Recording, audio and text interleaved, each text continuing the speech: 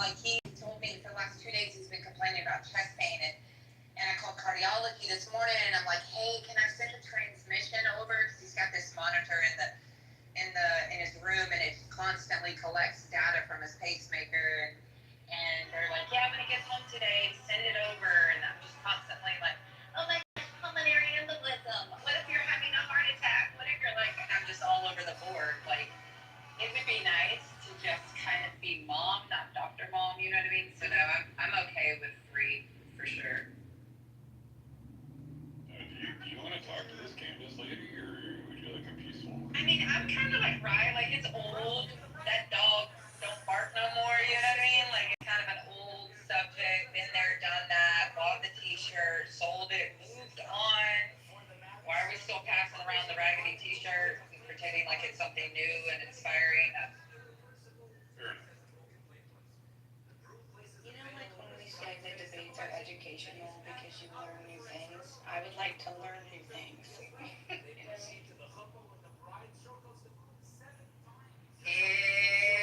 Exactly.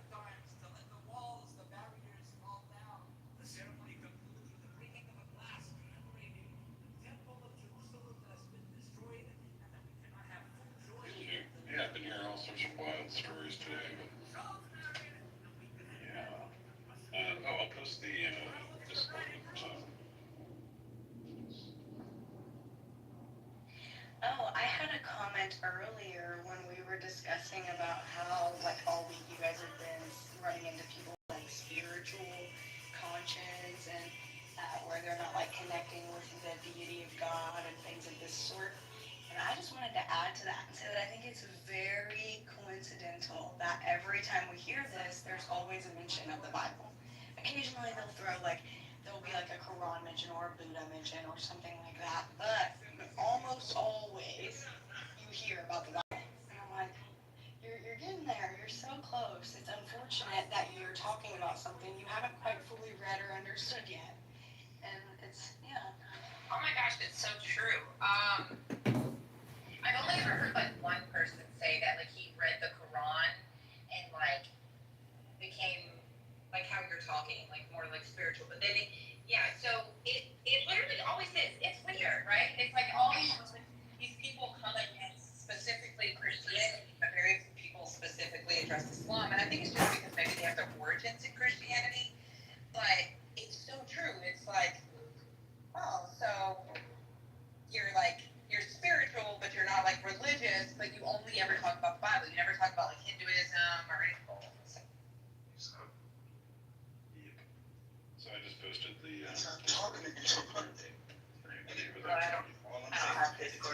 I know you don't. I wasn't talking to you, anti-Discord lady. Well, I mean, we start all these new things, right? We did chatter, nobody's there, no one's here.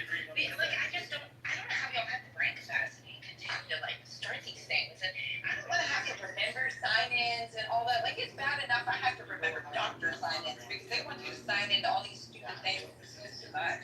Holy crap, how many portals are there? It seems like there's like 90 something. They're like, have you signed up for the portal? I'm like, no, and there's a reason why. Okay, I'm old-fashioned. I like the face-to-face. I like you to call me. I don't want to have to read it and then go, what the heck does this mean? And you still gotta call. And I'm pretty medically savvy, you know what I mean? But like when you just say, oh, and I even had a doctor once who's like, oh, like it looks like his numbers are a little high here. And then he calls me on the phone and I'm like, okay, what about this? And he goes, oh, wait, I think I misread it. I'm like, well, hot dog. Notice this wouldn't happen if this was sort of open. She's an extension of whoever she's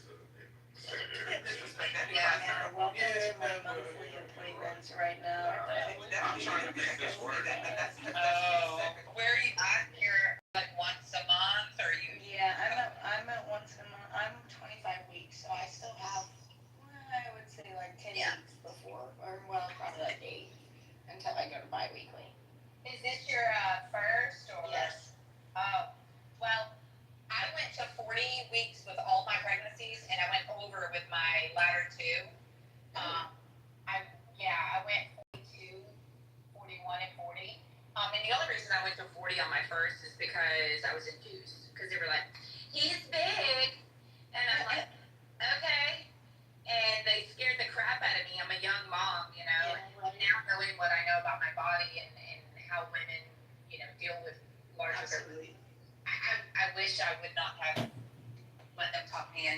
Yes. I'm trying to not do anything at all. I don't want any medications. I don't want ibuprofen. I don't want none of it. I'm gonna do my absolute best to let my body do what it can. Now, May the Lord bless you, my dear sister. the Lord really needs to bless me because I was 110 pounds and 5 foot when I got pregnant. So I'm working with a little room here. So Well, so I'm tall. I'm a small frame, but I'm tall as well. So they say, here's what the doctor says. They say, well, mine did. They said that tall women, or women in general that have a long torso, you can have short legs, a longer torso, or long legs, shorter torso. Anyways, that you hide babies really well.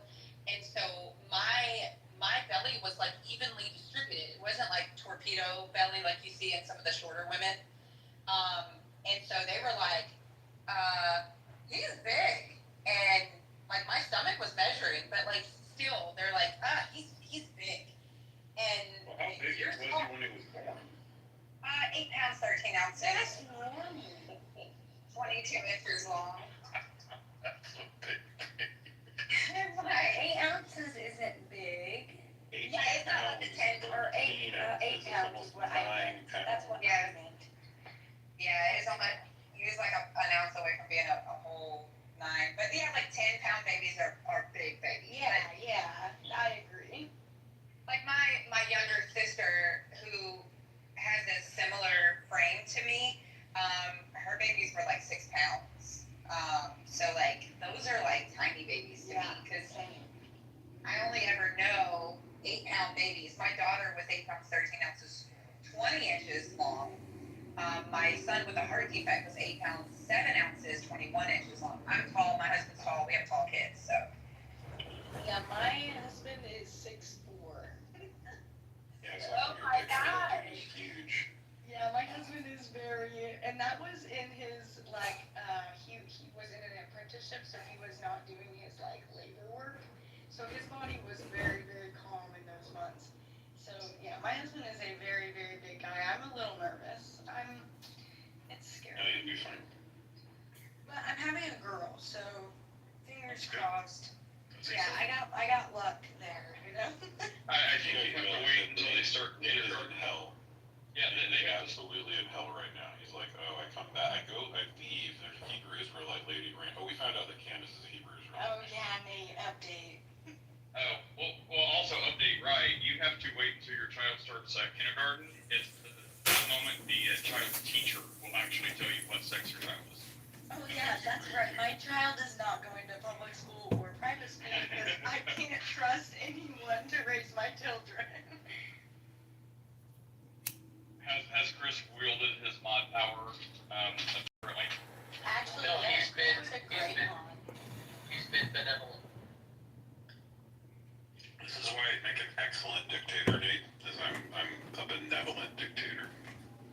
Don't you guys all want me in charge of the government now? There was a moment where he almost invited Candace back up here, though. I will.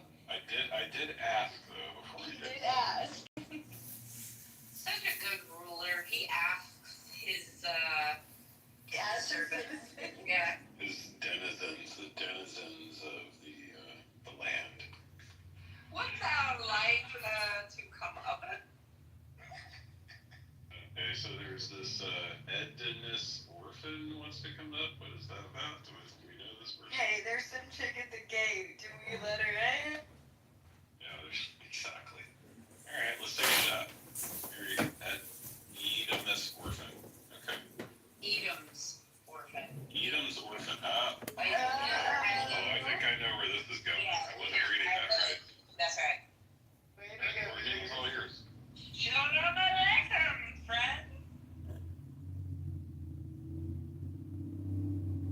Remember, this only has to be better than the pregnancy topic. Hey, what's up? Nate's so Hey, what's uncomfortable. going on, y'all? How you doing? We'll find out in a minute. How are you Oh, doing? wait, What's up? here, Nate, I'm gonna make this feel much more uncomfortable. Here, real quick, Edom. Wait, what's The up? name is Steven, by the way. Don't get distracted by the name. It's a troll. Oh, okay. But I am a Christian. Oh, okay. Yeah, it's so like Chris's one infant thing, PTR. Total Hey, troll. Rye, are you gonna keep the placenta?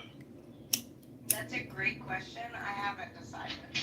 Chris wants to quote something that I don't know the benefits yet, so I haven't done enough research to know the benefits of doing You anything. need to get with Courtney and she's gonna school you on the whole thing. I certainly am not one of the crunchy moms that eat her placenta. I know that there are people out there that. Yeah, I'm that not doing that one.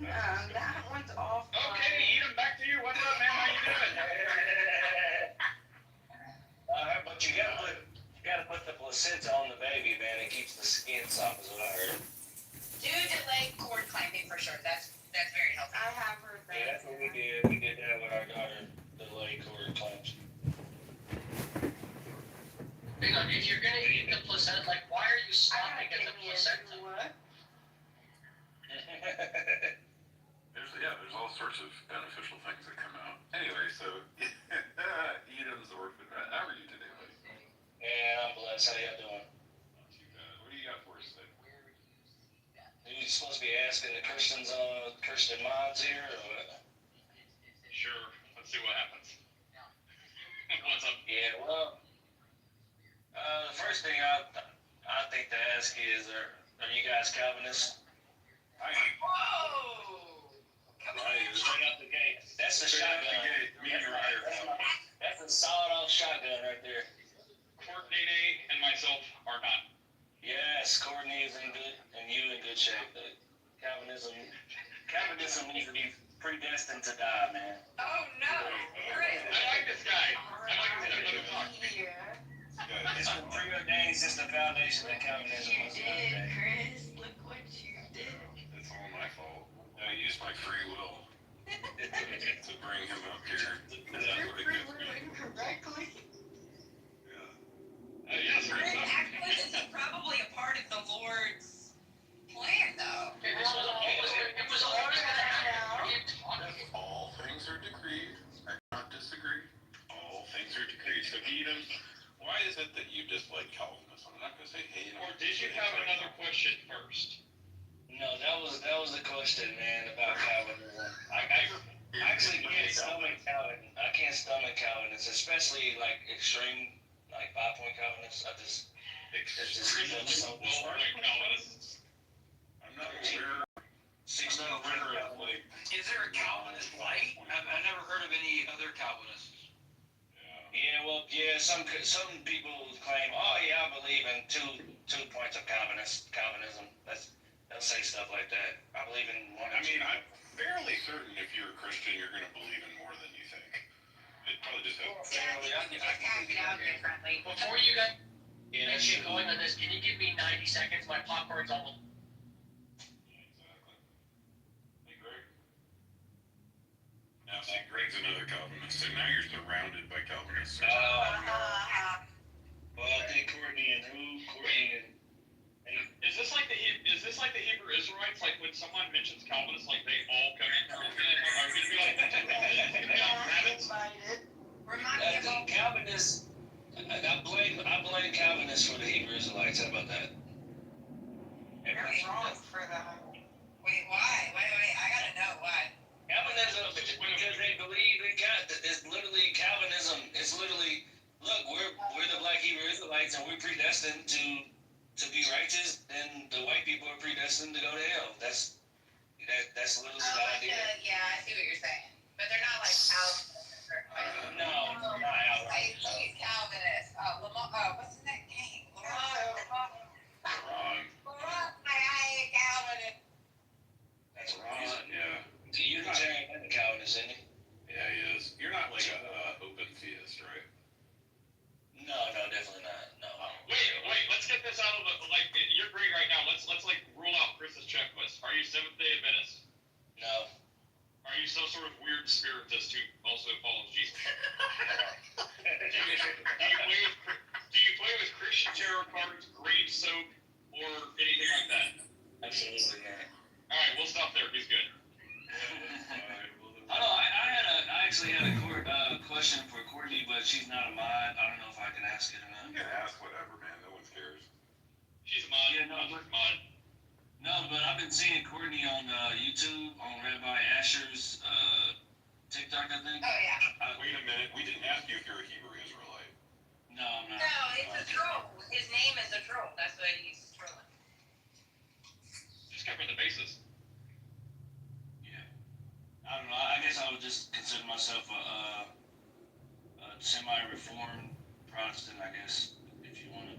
Semi-reformed, but you don't like Calvinism. Yeah, no. It's just the fact. It's the fact.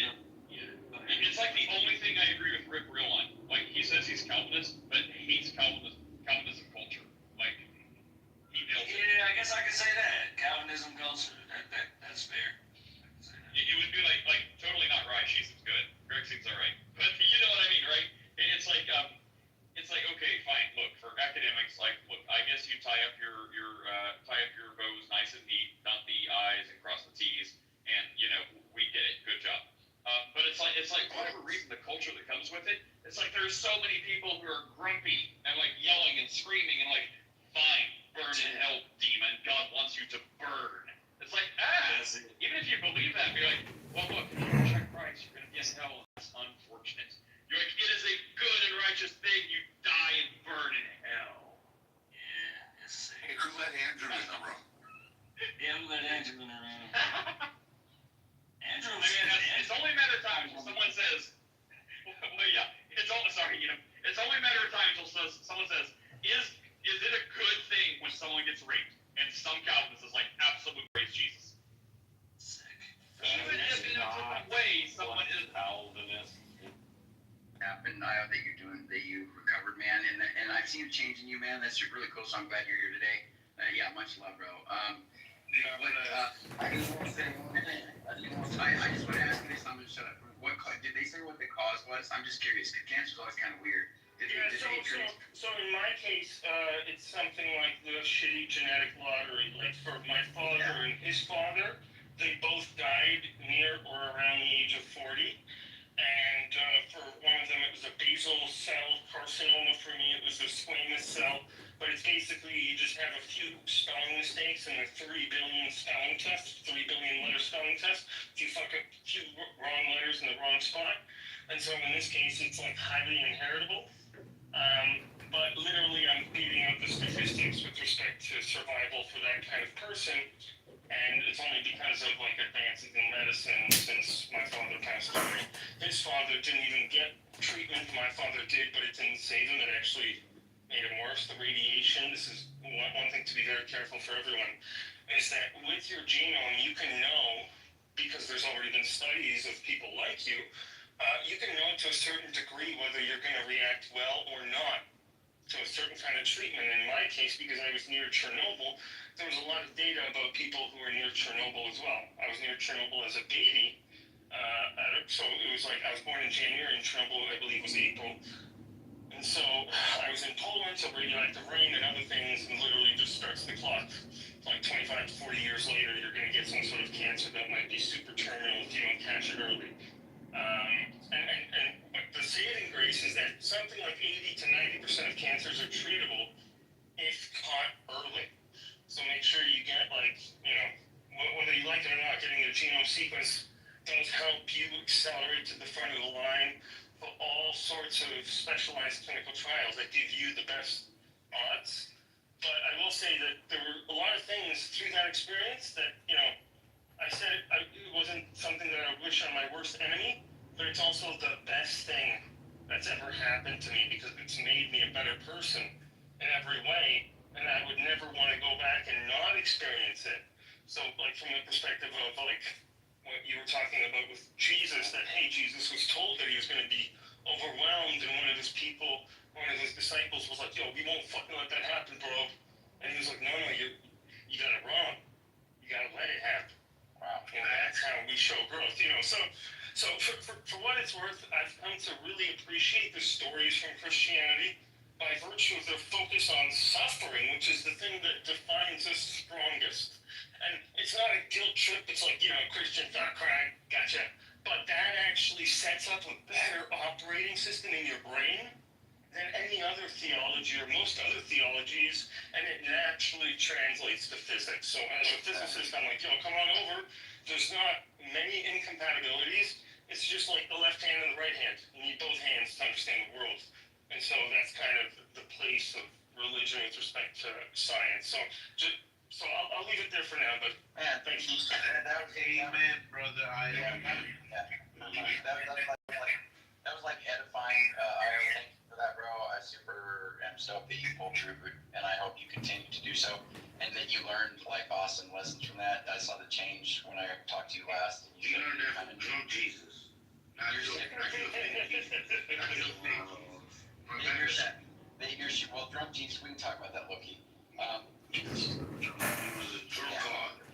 But just to be clear, well, this is weird, Loki, because in the other room you said you're a Christian. I am a Christian. Why can't I have all But that's a sin. You think Jesus That's is Are you sure? Yes. The Bible teaches drunkenness is a Jesus sin. says otherwise. Okay, we'll talk about it, brother. But hold on, real quick. I just want to say, you know, when you said that you know the only reason you lived basically was the advances of medicine and stuff, and maybe a little Jesus too. I might say that. You know what I'm saying? No, I'm not even kidding. So check this. Like some of the people that I work with and folks, like there was a Korean family that got a whole church to kind of pray, and like I will say, like when I heard that it was going to happen, and I was like, you know, because I'm a physicist, I was like, I want to see if I feel something. So I was looking at the clock during the time of mass. And I can't say that I didn't feel anything. Maybe it's just me psyching myself out. But I will take all of the Jesus points because I'm just happy to still be here. And that's actually what I do now is in medical diagnostics to make early actually very possible and very cheap. And so I'm just trying to pay it forward. Every minute is a blessing. Thank you so much for your, good morning, everybody. I'm gonna go back down. I just want to say good morning. Good morning, guys. Good morning.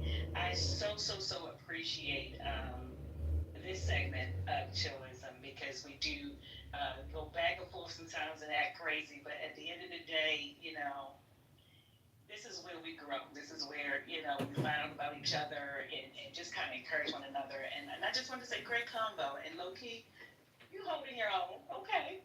But stop calling it jungle. You're also a demon, bro. He's also a recovered drunkard. That's the point.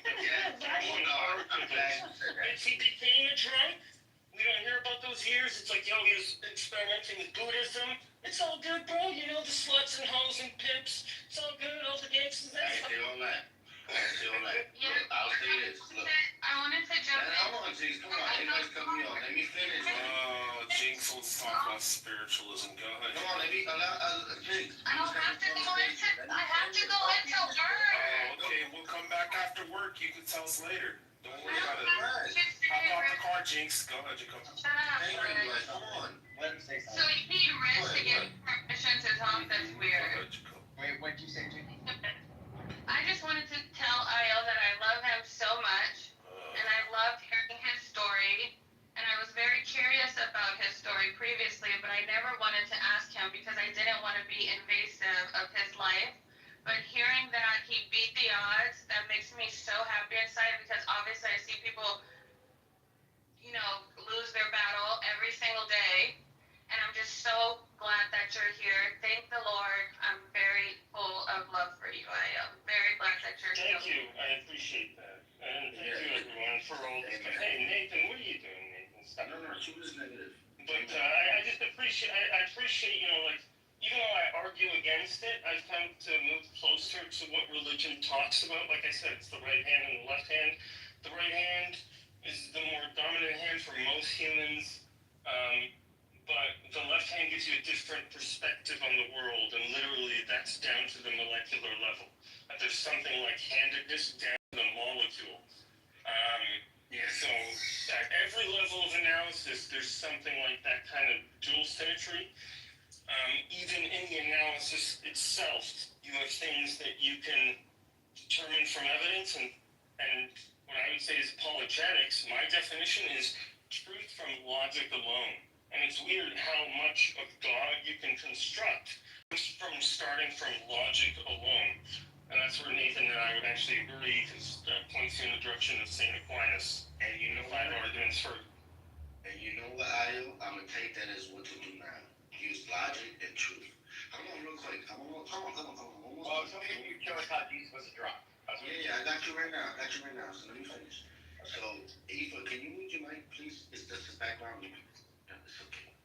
So, let me read a verse to you. And it says, you got Matthew, Mark, and Luke all saying this. I tell you, Jesus saying, I will not drink again of this fruit of the vine until the day when I drink it new with you in my Father's kingdom. That was Matthew saying it. Mark says this. Who also was there at that table? Truly I say to you, I will not drink again of the fruit of the vine until the day when I drink it new in the coming kingdom. Luke also. It's Wednesday. Why are we talking about this faggot? Oh, my freak, man. Come on. For I tell you that from now I will not drink of the fruit of the vine until the kingdom of God comes. So now, what we need to pay attention to is what Andrew said earlier. He said idioms. Idiom. What we just heard here was an idiom called fruit of the vine. Within Greek and Jewish literature, especially the book of Psalms and Proverbs, it says the fruit of a vine as a blessing referring to wine. And then speaking of wine, we read it. So now we hear your Lord Jesus saying he will not drink again of wine, of alcoholic wine that comes from the vine. So now hold on, let me finish. So now he says he will not drink it again until it's new wine. This is another phrase, oh my God. So Jesus himself testifies again when he says the Son of Man has come drinking and eating.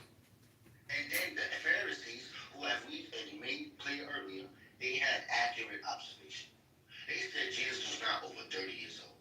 They said Moses, they made their conscience aware. They said Moses gave permission for the false. So mostly everything they said to us is very accurate so far. And you admitted earlier that when they said this, two of those statements were true. He did eat and drink with tax collectors. So why would it not be true? So the question truly is, did he get drunk? I'm saying if you drink this often, you are an alcoholic. And like Io said, he gave it up. He said, I will not drink it again when the suffering began, in order to show us how to quit an addiction, in order to endure, and show us that he knew what it was to be a human. Ooh, I think God is a God in heaven that knows what it is to be a human. I don't think you know the gospel. That's like making a game and then playing the shit out of every character class so you know the world better than the characters themselves. That's what it. Now that's how you take away a person's Christian.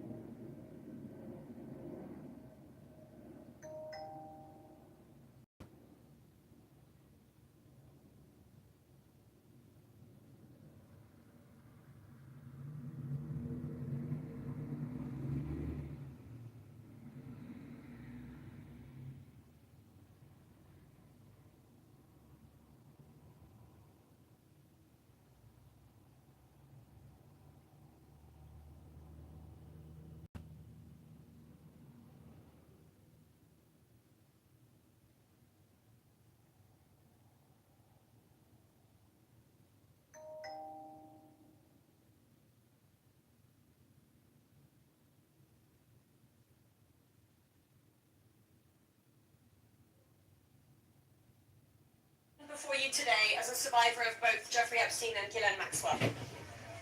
I want to thank Congressman Massey and Kana for their role in putting together this very, very important bill. Every day of this journey toward healing has come at a profound cost to my mental health. But I am here. I chose to come because this bill really matters. I speak today not only in service of my own recovery from trauma inflicted by Maxwell and Epstein, but to honor the lives, the courage and sacrifices of Virginia Giuffre, Caroline Adriano, and others who could not continue. Their voices mattered. Their stories must not be forgotten. Accountability is what makes a society civilized. Equal opportunity and equal consequence for all. Consequences are not about punishment alone. They exist to deter future harm, to protect vulnerable, and to set a standard of justice. If Ghislaine Maxwell were pardoned, it would undermine all the sacrifices I made to testify and make mockery of mine and all survivors' suffering. That is why the Epstein Files Transparency Act is so essential. It requires the Department of Justice release all the records related to Epstein and Maxwell investigations, flight logs, immunity deals, internal communications, and even the records surrounding Epstein's detention and death. And crucially, it forbids withholding documents simply because of embarrassment, reputational harm, or political sensitivity. This is about ending secrecy wherever abuse of power takes root. But transparency alone is not enough. Survivors need protection, resources, and legal support. If this Congress is serious about justice, then let this moment also affirm your commitment to provide victims with the legal aid they need to confront abusers, to navigate complex systems, and to reclaim their power. Transparency must be matched by support, or else too many victims will remain silent out of fear and lack of access. The statistics demand action. Nearly 1 in 5 women in America will experience rape or attempted rape in her lifetime. Every 74 seconds, someone is sexually assaulted. Every 9 minutes, that person is a child. These are not numbers, they are people. They are your daughters, your sons, your constituents, your friends. Statistically, 1 in 5 of your families will face this nightmare.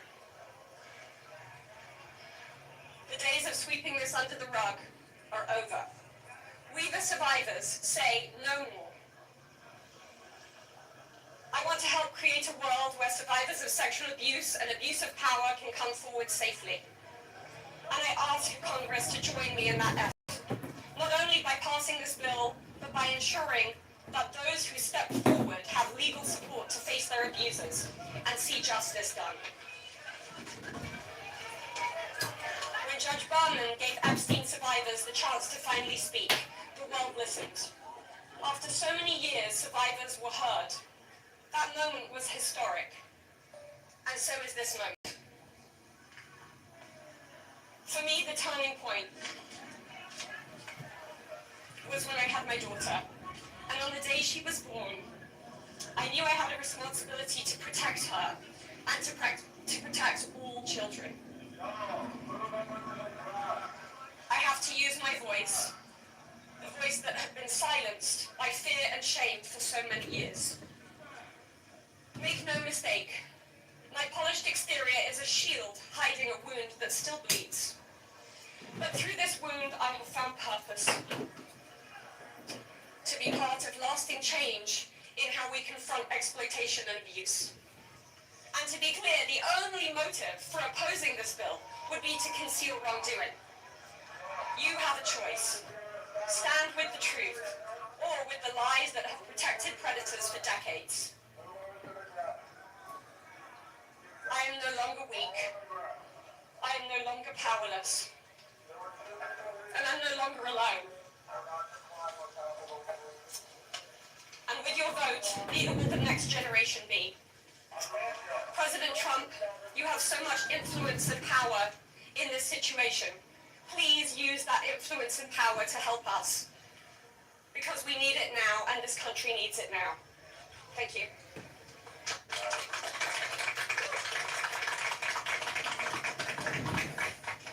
Hello. My name is Andy Farmer, and I was 16 years old when I was flown to New Mexico to spend a weekend with Epstein and Maxwell. That same year, 1996, my sister, Maria Farmer, reported what happened to me there, along with reporting her own assaults at their hands and their theft of sensitive photos of herself, of me, and our younger sister that she had taken for her work as a figurative painter. I am now 46 years old.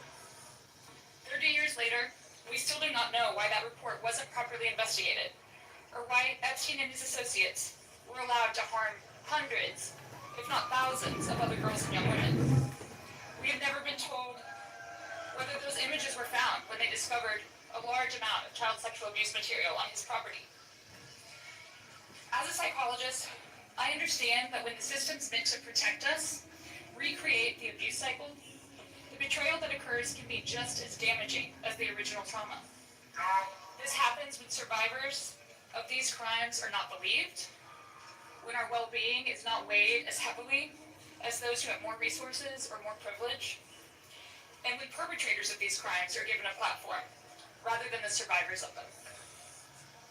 For so many years, it felt like Epstein's criminal behavior was an open secret. Not only did many others participate in the abuse, it is clear that many were aware of his interest in girls and very young women and chose to look the other way because it benefited them to do so. They wanted access to his circle and his money. Their choice to align with his power left those of us who had been harmed by this man and his associates feeling very isolated. I could never have imagined being here today and this chorus of support that we've all received. I have been sent so many notes and messages from people with no connection to this case who expressed their solidarity with us. And I believe that is because, in part, as Anushka explained so well, this is an extremely widespread issue of child sexual abuse, of sexual exploitation, of sexual violence. This affects almost every family in some way. From my conversations with women in these last few days, and from all of the support that we've received, it's very clear to me that we are not going away, we are not going to be quiet, and we are not going to give up. And I ask the American public to stand with us and not give up. At a time with record high levels of distrust in our institutions and a perception that there are two Americas, one for those with power and privilege, and one for everyone else, passing this Epstein transparency bill is one important step that can be taken to prove to Americans that the government does not side with sexual perpetrators. A thorough public review of this information is an important step in preventing the type of systemic failures that have occurred in this case and harmed all of us. An important step towards healing for those involved. Thank you.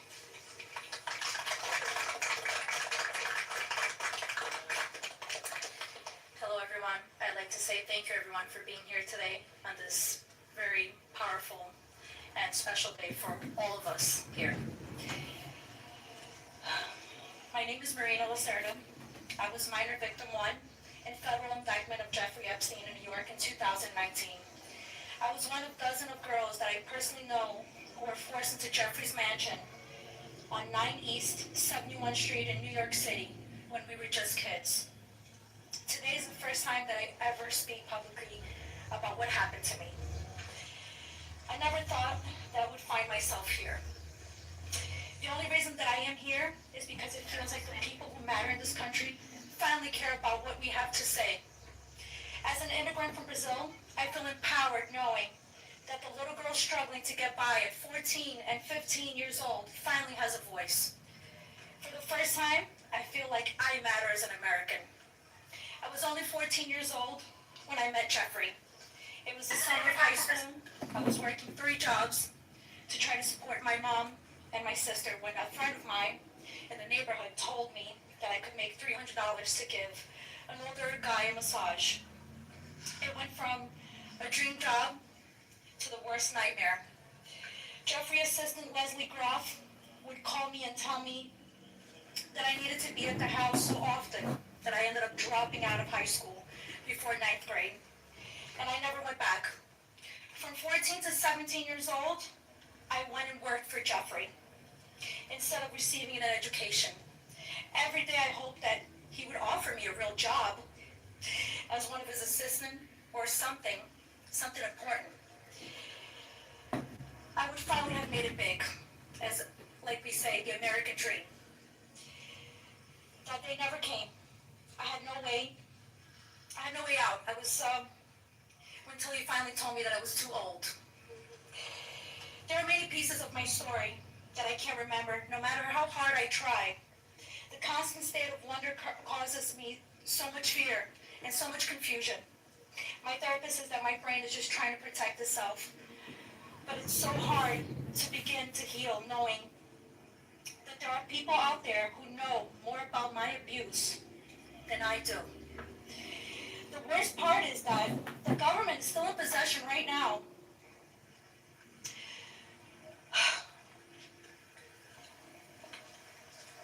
the documents and information about that could help me remember and get over all of this maybe and help me heal. They have documents with my name on them that were confiscated from Jeffrey Epstein's house and could help me put the pieces of my own life back together. But I don't have any of it. And I know the same is true for many of these women.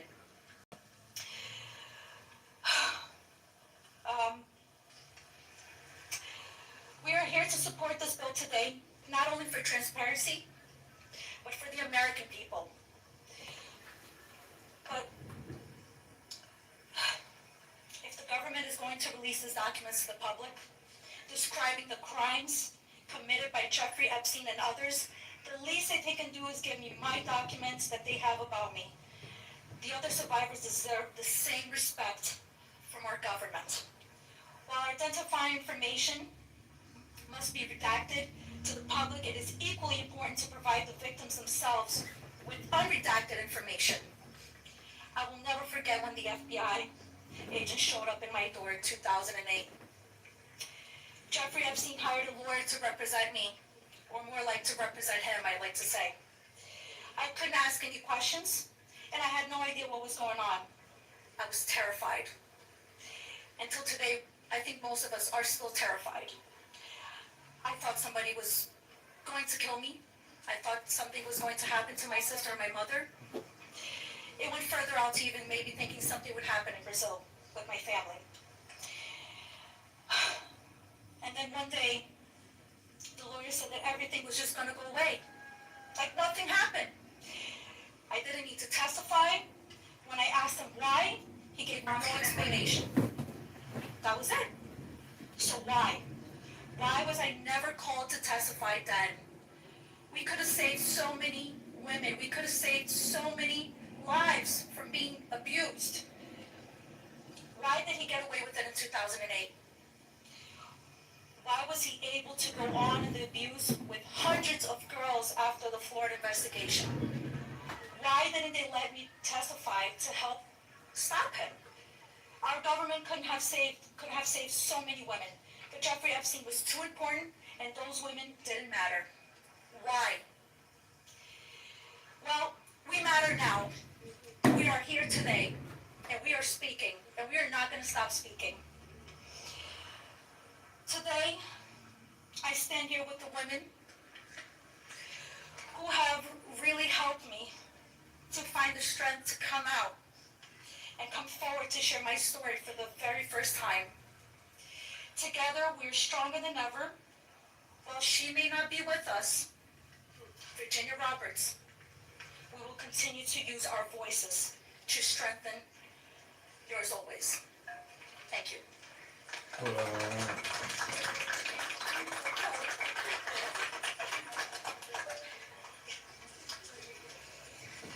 Hi, my name's Courtney Wild.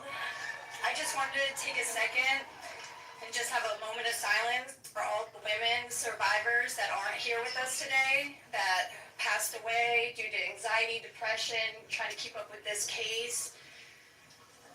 A moment of silence, please.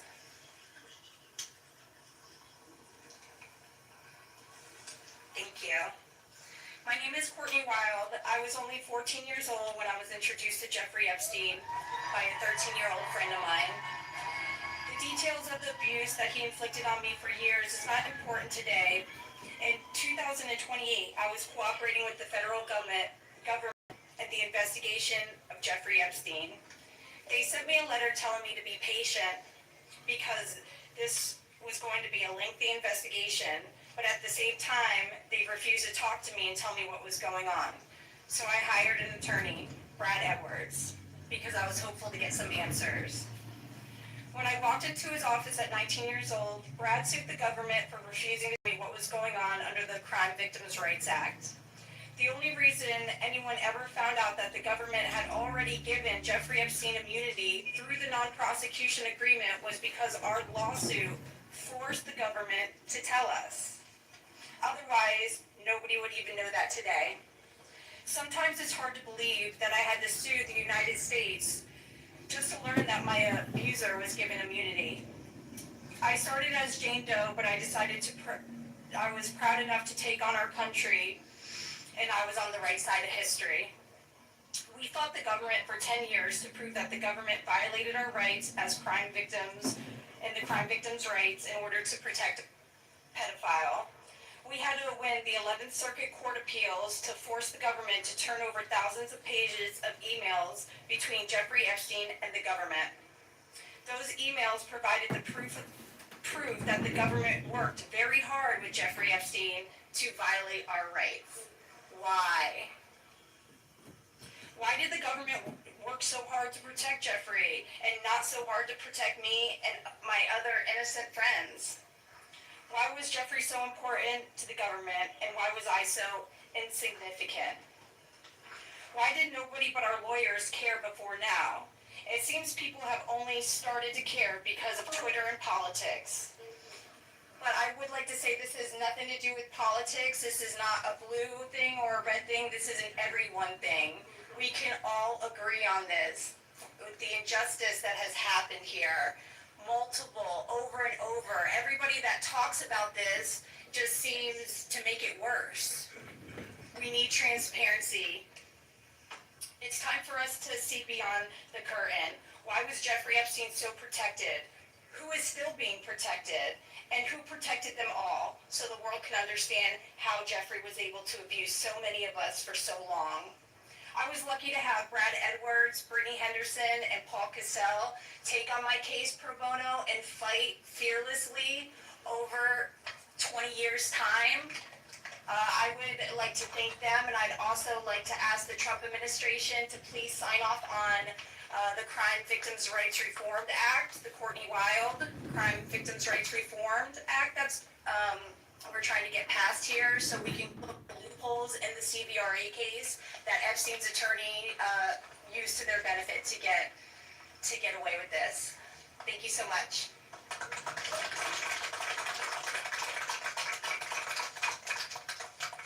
Passed here. So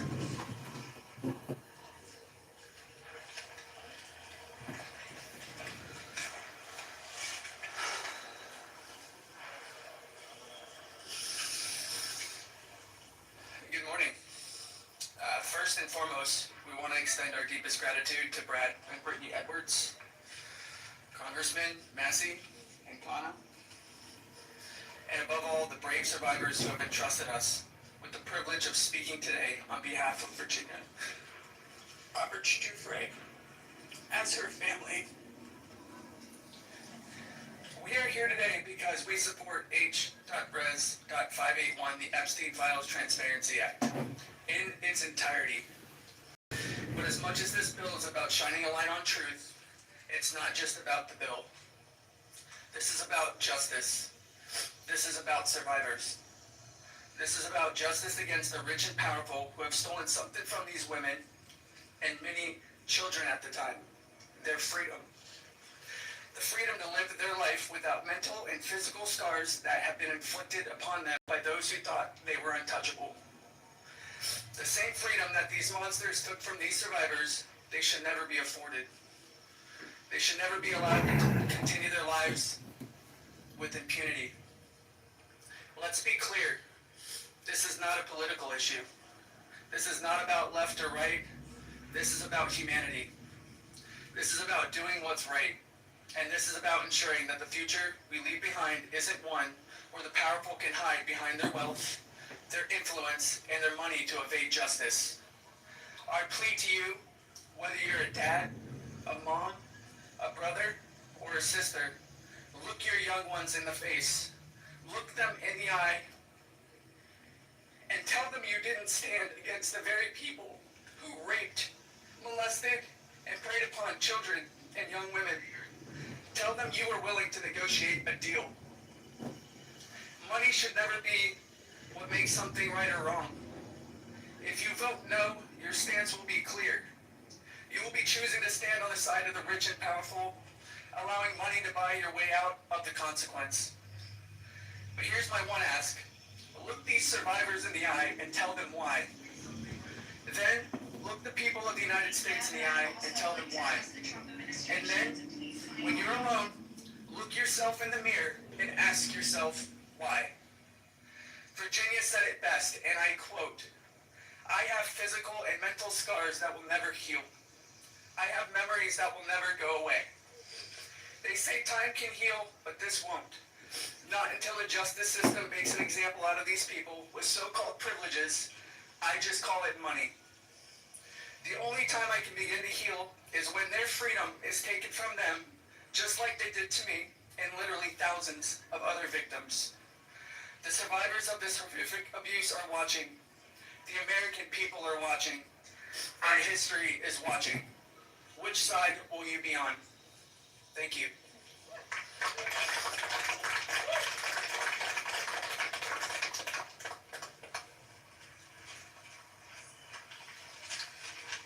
Hello, my name is Jenna Lisa Jones, and I was only 14 years old when my friend brought me over to Jeffrey Epstein's house in Palm Beach in 2003. I had a terrible home life, but I was such an innocent kid then. I always did my best in school, and I had such a positive outlook on life. Until that day that I met Jeffrey, I have never been more scared in my life than I was that first time that he hurt me. I remember crying the entire way home, thinking about how I couldn't ever tell anyone about what actually happened in that house. This guy was so rich and had so many pictures with so many famous people, and no one would have ever believed me if I told them.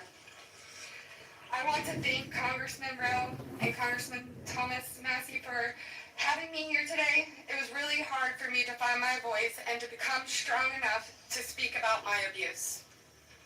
I didn't come forward until 2019, and even then it was like I was afraid of a ghost. I know that I was just a little kid, but sometimes I still feel like it is my fault that this happened.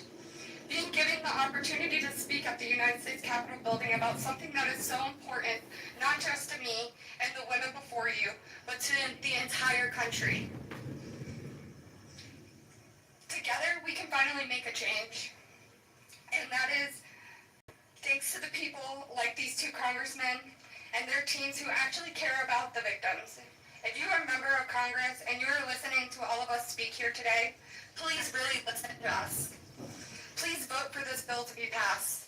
Please recognize how important it is for transparency relating to Jeffrey Epstein. Whether you are a Democrat or a Republican, this does not matter. This is not about sides.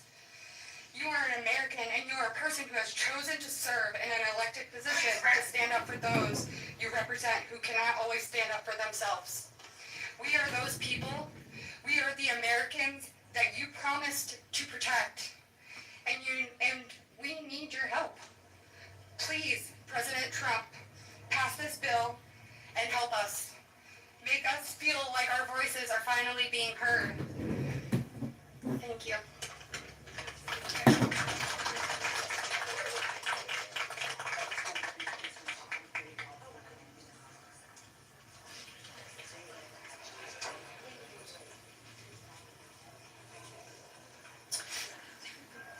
Good afternoon, my name is Haley Robson. I was a 16-year-old high school student athlete who made good grades and had high aspirations for college when I was recruited and asked by a classmate of mine alongside with a 20-year-old male if I wanted to give an old rich guy a massage. But what high school girl would not want to do that? That day changed my life forever, and when I got into the massage room, Jeffrey Epstein undressed and asked me to do things to him. My eyes welled up with tears, and I have never been more scared in my life. When it was over, he paid me $200 and requested in exchange that I bring a girl each time to make another $200. I told him I did not want to do that, and then he gave me an ultimatum. Either you come here and massage me when I call you, or you bring me friends of yours to massage, and I will give you $200 per girl for each time she comes. I felt and hoped to never hear from him again, but he called me every day. He was so wealthy and powerful, and he would not let me go. I felt I had no choice. If I disobeyed him, I knew something bad would happen. So knowing I did not want to be sexually abused, I started to bring him other girls from my high school, and he paid me $200 for bringing them. I just hoped each time it would be the last time. One day, the stepmom of one of the girls brought him and called the police on Jeffrey Epstein. The police then called me in for questioning. I had told them the truth despite the fact that I was a teenager and a minor, and I was able to tell the police the names of all the other victims. The police treated me like a criminal. I had, by this time, had turned 18. I had been with Jeffrey since I was 16 and for 2 years. So they had told me So they told me I was going to be arrested. My name was then distributed to the press as a co-conspirator of my abuser, who I detested. My entire world was crashing in around me, and I started being threatened and bullied, till this day still receiving death threats. I was singled out and for many years had to suffer a smear campaign of lies about me because of the way that I was portrayed by the press. The press made me out to be a predator when I was just a 16-year-old little girl who was sexually abused by a powerful man and an evil man. For years, I had no friends. My boyfriend was murdered, and there was nowhere to turn. The government, after investigating more, learned that I was truly a victim, but the damage was done and it was too late. There was no way to undo the harm the press had caused me. In 2019, I met Brad Edwards and Brittany Henderson. They changed my life and they believed in me and it helped me to finally heal. Healing is a process and I may never get there. But the passage of this bill requiring the government to produce all the evidence that it has gathered on Jeffrey Epstein and Ghislaine Maxwell is a huge component of healing for me and for the many other women who have suffered for so long. For many reasons. First, we and the rest of the world need answers. Why was he so protected? And why didn't anyone ever care to stop him? It doesn't take a brain surgeon to know that if he is spending thousands of dollars a day paying high school girls he abuses and had a lot of access to cash. I learned through my attorneys in the JP Morgan class action case that there were years when his staff withdrew over $1 million in cash a year. Was that not a big enough red flag? There were wire transfers to other victims, and the government did not protect us. The banks did not protect us. So lift the curtain on these files and be transparent. Every single time a new conspiracy gets circulated in the media, whether he is still alive, what powerful person had him murdered, who was on the Epstein client list, and there are names going around on TikTok and Instagram. We, the survivors, are suffering. We take our kids to school and everyone is talking about it. We can't read the news or do anything without hearing crazy stories that are only able to live on because the government continues to hide the evidence and the truth. So people just make up stories. Those stories hurt.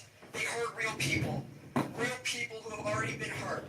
And we have lost so many Epstein victims to suicide, and maintaining the real truth in secrecy only allows for conspiracy theorists to tell lies that drives up our anxiety and fears and will continue to lead to more pain, more suffering, and honestly, more deaths of innocent victims. It's time you do is right by us. Unseal all the documents. We are requesting transparency, and I am requesting every congressman and woman that goes against this bill be outed. I want to know. Thank you.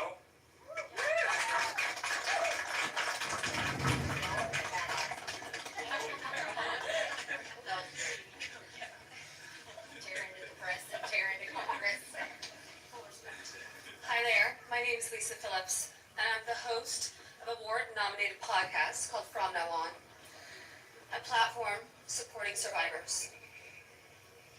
I want to thank all of my survivor sisters who came before me today, I'll be very short. In the year 2000, I was taken to Jeffrey Epstein's island while on a photo shoot on a nearby island. Who I saw and what I experienced there was a glimpse into a very dark and disturbing world. For years after, I tried to avoid Jeffrey, but he had introduced me to Katie Ford, the owner of the Ford Modeling Agency. Epstein's reach went to the very top of fashion, arts, and entertainment. This did not just happen to underage girls in Florida. In New York City, hundreds of young, ambitious women were abused by him. Epstein was not just a serial predator. He was an international human trafficker. And many around him knew, many participated, and many profited. And yet, he was protected. So I stand here today for every woman who has been silenced, exploited, and dismissed. We are not asking for pity. We are here demanding accountability and demanding justice. Congress must choose. Will you continue to protect predators, or will you finally protect survivors? And also, I would like to announce here today, us Epstein survivors have been discussing creating our own list. We know the names. Many of us were abused by them. Now together as survivors, we will confidentially compile the names we all know who were regularly in the Epstein world. And it will be done by survivors and for survivors. No one else is involved. Stay tuned for more details.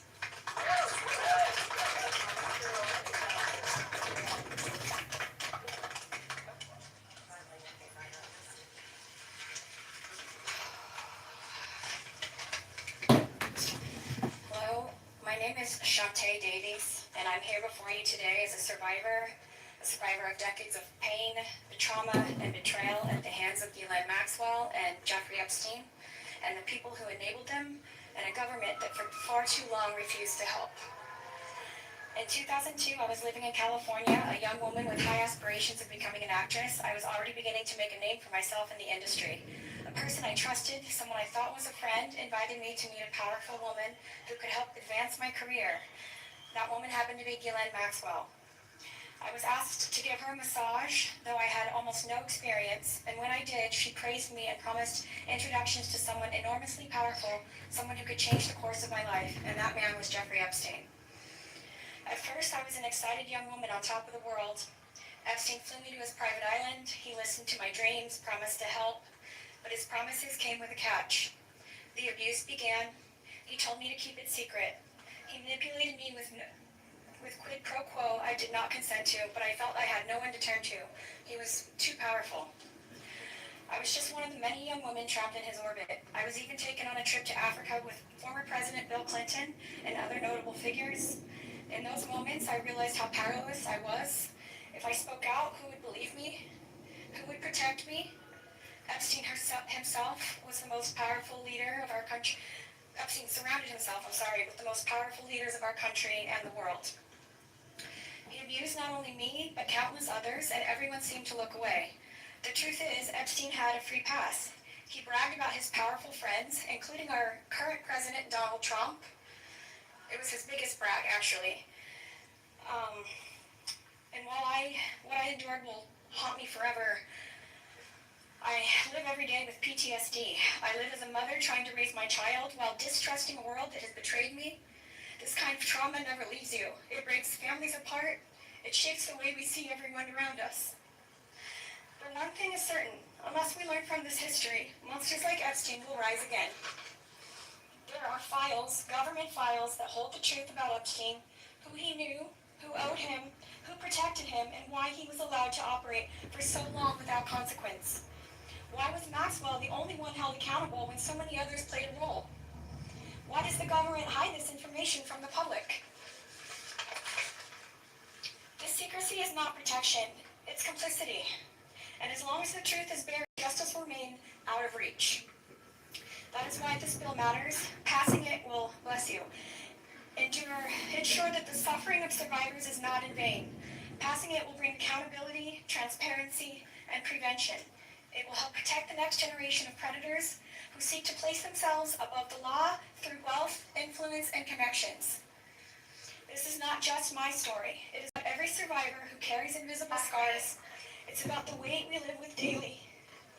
It is about the families broken and the future stolen.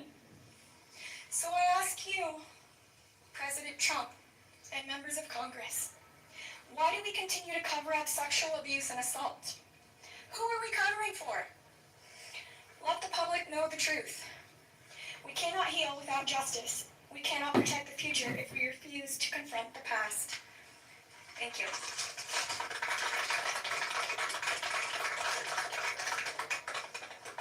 Just give a round of applause for all the courage and strength that they provide.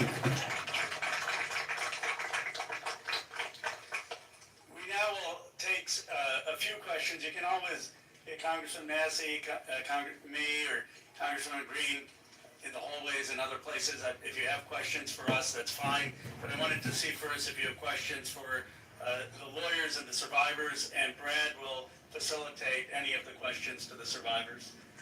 Yes. This question would be for the survivors, Mr. Evans. The president has said this Epstein issue is a hoax.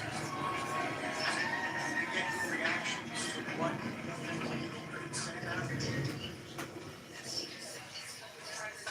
I'll answer that. Mr. President Donald J. Trump, I am a registered Republican, not that that matters because this is not political. However, I cordially invite you to the Capitol to meet me in person so you can understand this is not a hoax. We are real human beings. This is real trauma. What does it feel like emotionally to hear that? It's being gutted from the inside out. Not that I would know what that feels like, but I imagine it's the anxiety buildup with the depression and the survival mode, and then your nervous system goes limp and ironically is shot. And it feels like you just want to explode inside because nobody, again, is understanding that this is a real situation.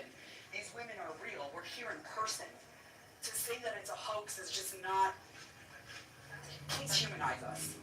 I would like Donald J. Trump and every person in America and around the world to humanize us, to see us for who we are and to hear us for what we have to say.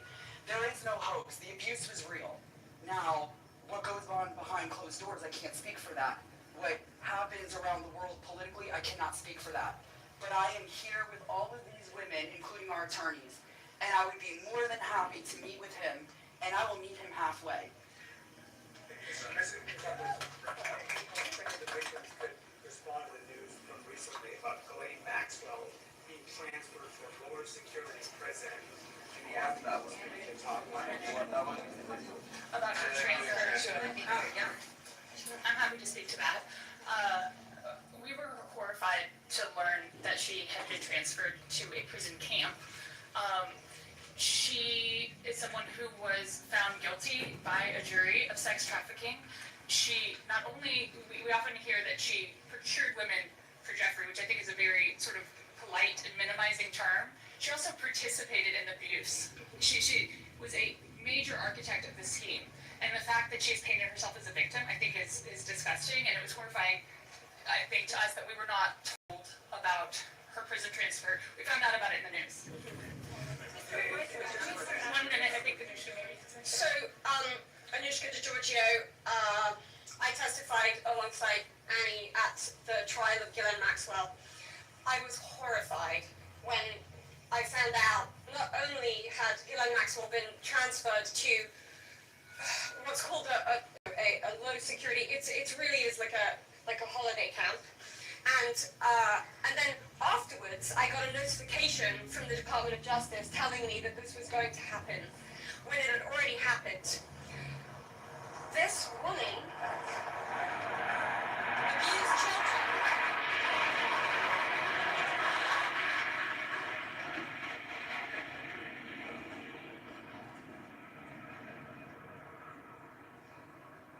I was abused by Jeffrey Epstein and Ghislaine Maxwell for over 10 years. Ghislaine Maxwell was present for some of my abuse at the hand of Jeffrey Epstein. She was present, she was complicit, she was enabling, and it is appalling and disgusting. And it's one of my worst nightmares that she not only be transferred, but at the possibility that's very much going around that she might be pardoned. This is not okay, guys. This is not okay. And I just want to add that I think it sends a very dangerous message to our country, to the young people in our country, that someone that we all know is aware of these crimes could be given a pass. And just for the last survivor we just said that Epstein would brag about a relationship with Donald Trump. Could you please elaborate about that? And anybody shut it to the microphones. Yeah, I did say that.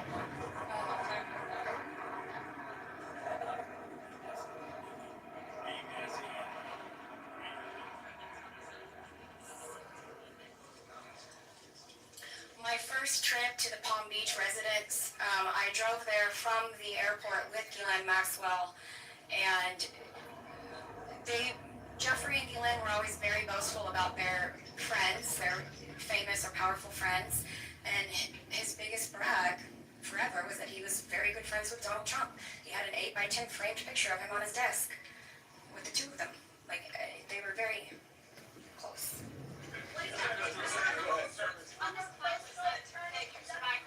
Excuse me.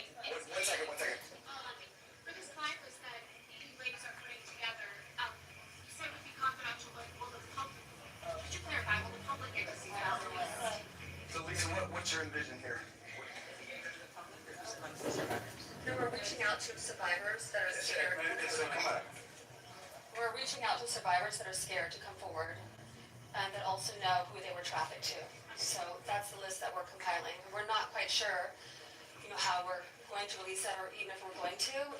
The Department of Justice needs to release the list. Right, for folks at home, they might be confused, the survivors know the names, you've seen these powerful people. Is that it? It looks like the feed. It looks like the feed ended.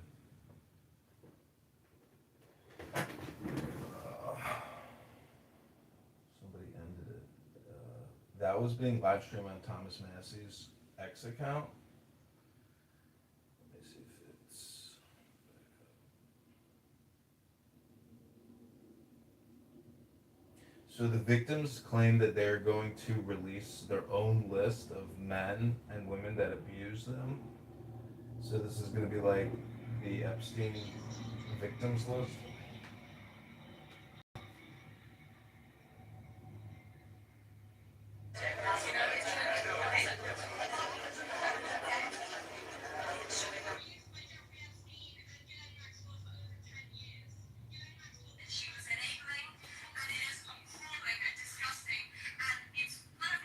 Experience, he is beyond anything that we can possibly. Answers. Yeah, please. Yes. Okay, now I'm in politically correct. This is Patty Mellon, Pastor's Room. Al is speaking. This is Epstein Live press conference. Because the press conference X live stream ended, I'm sure there's other live streams still happening that maybe it's on TV. We could try to find it. Let's see. So we just clipped that up into a bunch of different YouTube accounts. They're being asked about the lists that they're making themselves. And some people I talked to today are not signing the discharge petition because they say you don't want them to. Can you clarify if that is valid? So any of the survivors here not want to go to top? First of all, our legislation, Ro Khanna and I went through this, we talked about this, and we were very careful to make sure that there is an exception so that personally identifiable information, not just their names, but anything they could be identified by, would not be disclosed. And can you speak to that as survivors yourself? I think all of them are on the same page. They want everything released. Yes, unequivocally redact personally identifying information and release everything else.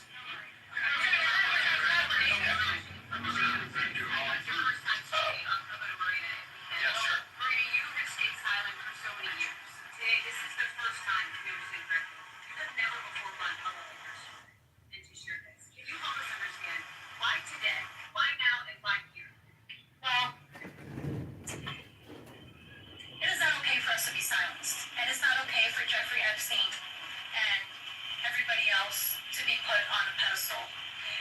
think everybody needs to hear from us because we know what went on, right? And there is not only me who's been silenced, there are hundreds of women that are silenced. My hope is to stop this abuse for the future, right? For people that are coming up for women. My daughter, for example, these women have daughters. They most definitely don't want that anymore. And I think mainly this is therapy for all of us too. You know, we want to be heard. Nobody also has never asked me to speak. That's also another thing. So I can say for all of us here, we are here. We want this bill to pass. It is very important. Okay, and we need transparency. We are tired of looking at the news and seeing Jeffrey Epstein's name and saying that this is a hoax. We are tired of it. We are done.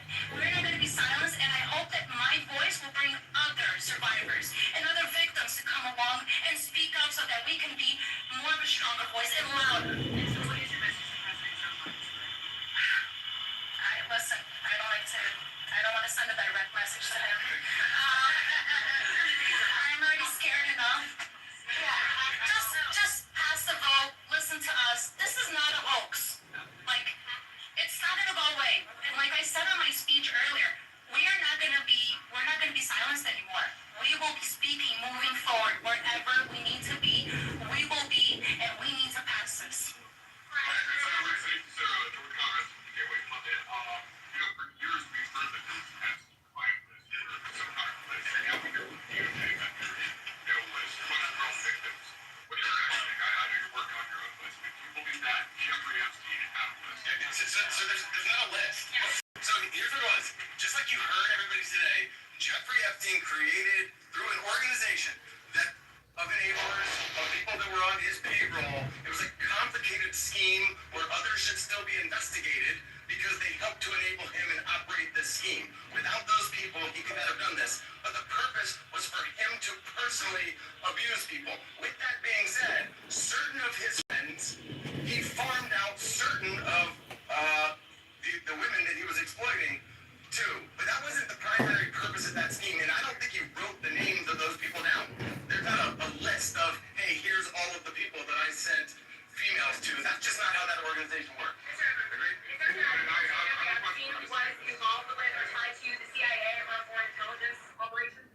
I think that the safest thing for me to say is all files should come out, whether it's with the CIA, FinCEN, SEC, FBI. I'm not just making these up haphazardly. I'm giving you a roadmap where to look. Go ahead.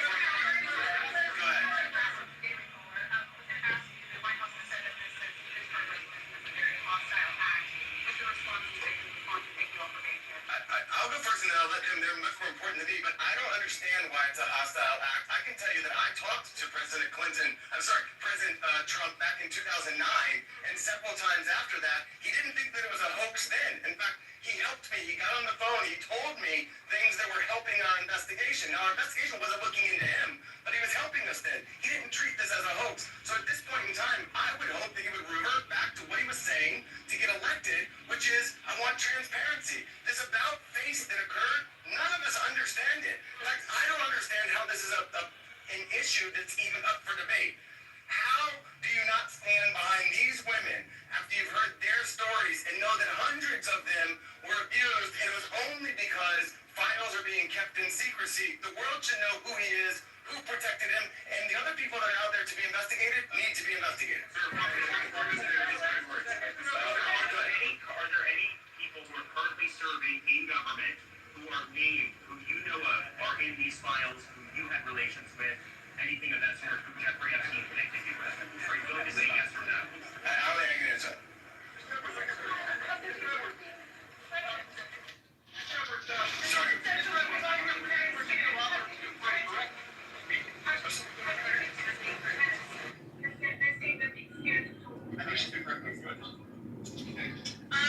Hi, Anushka Giorgio. I have been threatened.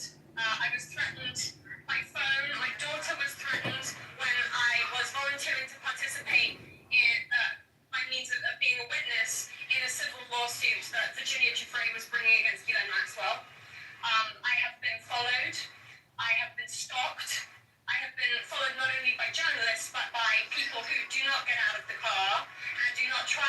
to me and just drive behind me as I drive my daughter to school. So the fear is very real for us.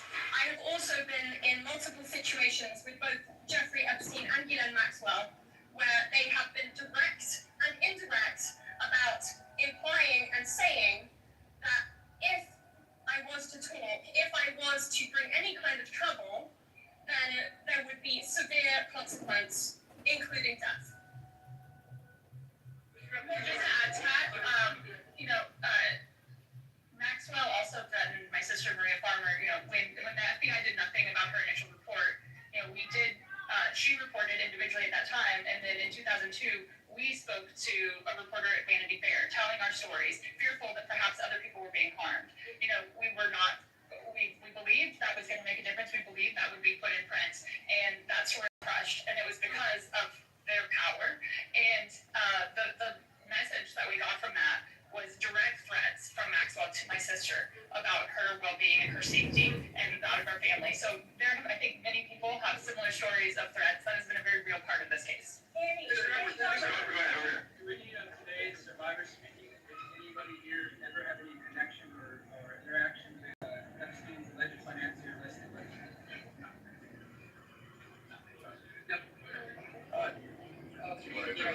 just want to say one thing that's very clear when people say, please share names.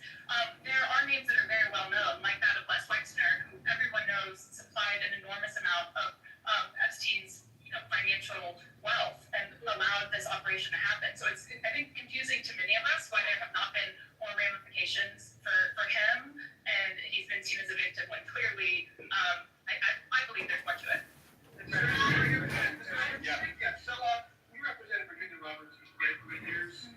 She eventually had to recant the allegations that she made against Alan Dershowitz. She alleged that Why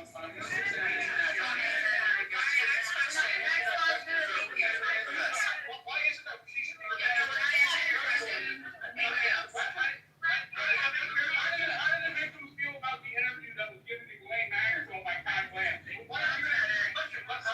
ma'am, I think that you had a question.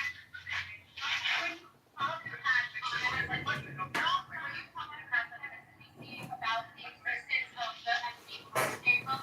Have you yourself in the Horseplayer Nation seen it? I don't know that we're able to reveal what we've seen and what we have not seen by way of protective order, but my point being in that circumstance was, if anybody wants answers, there's an easy place to get it. I told you where to get it. I said, the estate of Jeffrey Epstein has it, served a subpoena on them, they'll turn it over, and if we had served a subpoena on them in the past, they would have turned it over and we would have seen it, which I don't usually miss subpoenas like that. I definitely clarified my point, and I didn't say it like in a... Let the American public decide. Instead of harassing, or instead of, I hear you're saying...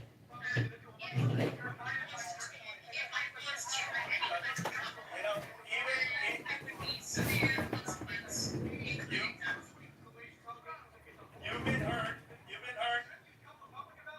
heard, and even Alan Dershowitz says release the files. Release the files. That is the answer, and that's what we're here for. That is...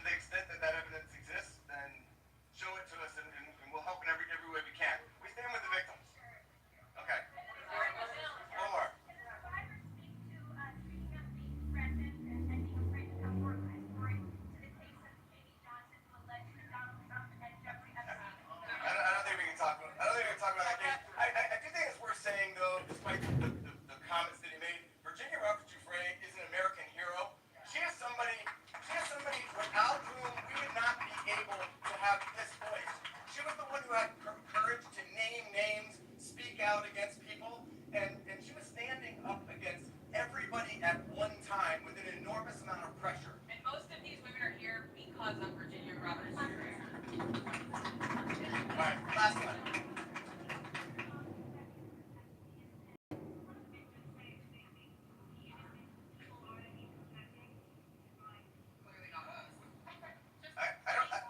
don't think that anybody knows, but I can tell you that in the oversight committee meeting yesterday, they indicated that they were all for transparency, releasing the files, and asked us to hold them accountable. Is that right? I said hold them accountable, so we intend to hold them accountable. We're going to show them where to go with it, and as long as they're doing their job, they should. I'm going to turn it back over to Rokan.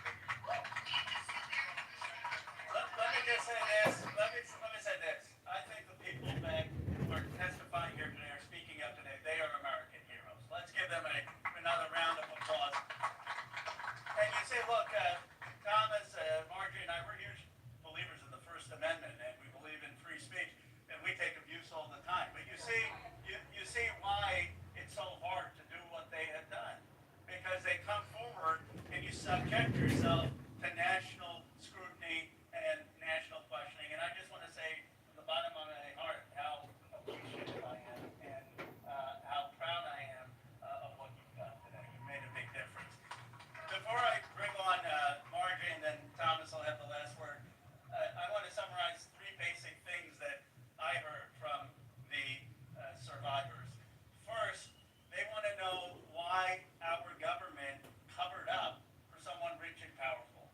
Why is it that we have two Americans? People say, why do you need to release the Epstein files if Epstein is dead and Maxwell is in jail? Because we don't know who all was involved in the cover-up. Why are there rich and powerful people who didn't have justice? They want to know that. Second, many said it's important for their own closure.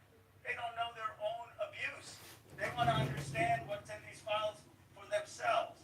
And third, we heard that there are many others who obviously were involved.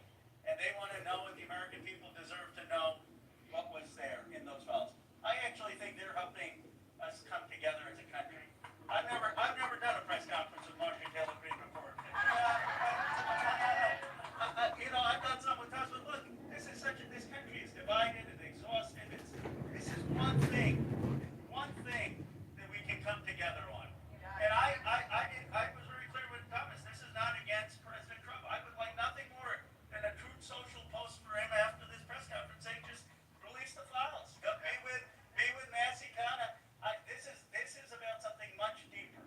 It is about bringing this country together to stand for America's kids, to restore trust, and to move this country forward. So thank you to the survivors for helping us do that. Now I want to introduce Marjorie Taylor Greene.